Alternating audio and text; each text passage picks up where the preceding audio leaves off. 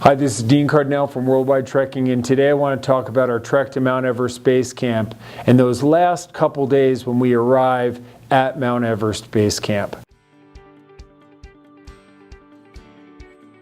Okay, so we are going to have been making our way from the Lukla landing strip at about 9,000 feet all the way up through the lower Khumbu Valley, up into the areas where there's no vegetation, and we're up in that big barren open land surrounded by the high Himalayas, and we're just about to make our way into Everest Base Camp.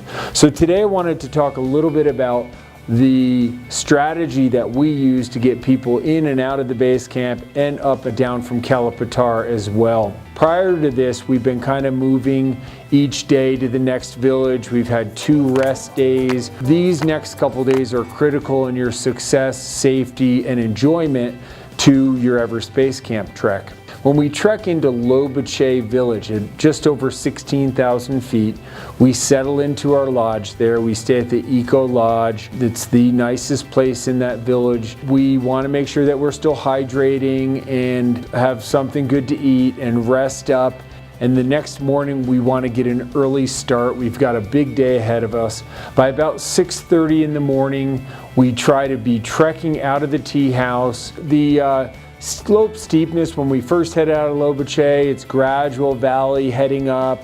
Then we come to a couple areas that are steeper switchbacking areas up onto the glacial moraine, and then we do cross some small riverways, and we have a lot of granite rocks.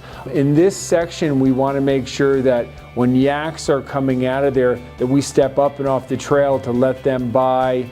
It can get congested with yaks and other trekkers making their way into Gorak Shep. After about 4 hours and some breaks, we're going to arrive at Gorak Shep, 17,025 feet. We'll settle into our tea house. We hydrate, we'll have lunch, and we'll relax a little bit. And I like to, weather dependent, in the afternoon on that first day, head up to Kala Patthar. There's a couple of reasons. If the weather's nice, I like to go to Kala Patthar in the afternoon as opposed to at sunrise. Mount Everest is here, Kala Patthar is here, and the sun is over here in the afternoon. So it's going to be lighting up the view of Mount Everest, and it's going to be far better for photographs. If we go up first thing in the morning, which many people do, they have a beautiful sunrise. It's another great option. But when the sun comes up behind Mount Everest, we're trying to take photographs of it and the sun's shining straight at us, so it's difficult to get a good photo. So we trek out of Gorak Shep, we take a slow, steady pace, we arrive at the top of Kala Patthar, 18,500 feet. We're looking right out there, we're seeing Mount Everest. We have the ridge line that comes across. On the opposite side is Tibet. We have Mount Pamori right there in front of us, a huge pointy mountain, just incredible. We're going to have Nuptse, the jagged mountain, off to our right-hand side, and this view is just amazing. It should take you about 2 hours to get to the top of Kala Patthar to where the prayer flags are, and about an hour to get back down, depending on your breaks. You should definitely bring clothes for the weather to change or get cool, but otherwise I'd go light because you are trekking at a higher altitude and you really don't need much more than what it takes you to be out for a few hours. Your Worldwide Trekking Guide will have stuff with them in their backpack for any additional emergency stuff that you might need. You always hope for good weather. We do trek there in the spring and the fall and the best times of year to have good weather of the high Himalayas. After some photographs, group photos, and some time up there, we're going to make our way back down. The tea houses at Gorak Shep are very remote. You can imagine they're at 17,000 feet. Far from anything, including much water, and the facilities are rustic, to be said nicely. After a night's rest in Gorak Shep, we're going to get up to start our trek into base camp. I want to be trekking by about 6:30 in the morning out of Gorak Shep and making our way down the trail and up and down the glacial moraine into Mount Everest Base Camp. This is, in many areas, a slowly moving glacier that's covered ice, covered by rock and scree. And the trail changes a little bit as the years go by, but there is a well-established trail that goes into base camp. So we're going to have made our way through the glacial scree for about 4 hours from Gorak Shep into Mount Everest Base Camp. If you're there in the fall, there might be a couple climbing parties. Sometimes there's no climbing parties. If your trip is in April or May in the spring season, that is the high season for climbing Mount Everest. Teams are typically climbing the mountain and staging themselves all through the month of April, and then in May they're typically ready, acclimatized, and ready to make their summit attempt to the top of Mount Everest. And then by mid-May, usually there's a portion of time when the monsoon dips down, the winds on the high ridge of Mount Everest drop down, and it's less windy up high, which gives climbers the ability to make their push to the summit and back down. At the base camp area, there's a large rock cairn that's there.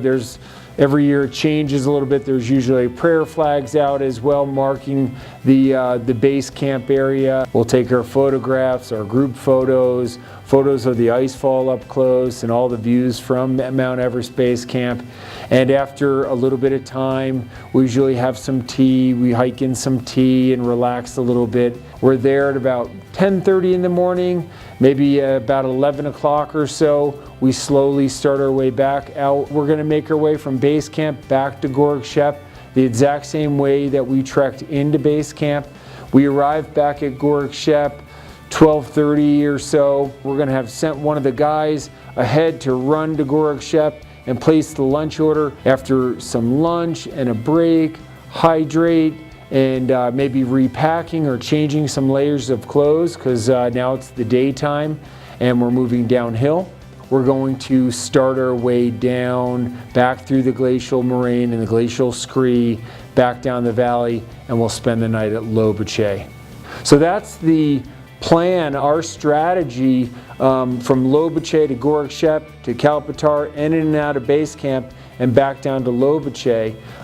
As you know, in the mountains, we make plans, but then we adjust our plans a lot of times, and we adjust our plans based on Mother Nature. So sometimes the most dangerous thing you can have in the mountains is a plan, because we want to look at the weather, the environment, the individuals in the group and how they're moving, and make the best plan for each individual person so we can all safely get up Kala Patthar, get in and out of Everest Base Camp, and start our trek down the valley. The next 4 or 5 days we're going to be making our way from Lobuche down to Pangboche, back through Namche Bazaar, onto Manjo. We'll exit Sagarmatha National Park the very last day and make our way into Lukla to the landing strip. We'll spend our final night in the valley and on our trek in Lukla. We're going to get to the airport early. We'll hope to get on one of those first flights from Lukla back to Kathmandu, about a 30-minute flight. We'll arrive back in Kathmandu in the morning. We'll go check into the Hyatt Regency, and that night we have a celebration dinner. We relax and we reflect on a great trek to Mount Everest Base Camp. Thanks for watching. That's the strategy that we use in the Upper Khumbu Valley. Watch more of our Trek Tip series and contact us directly if you have any questions.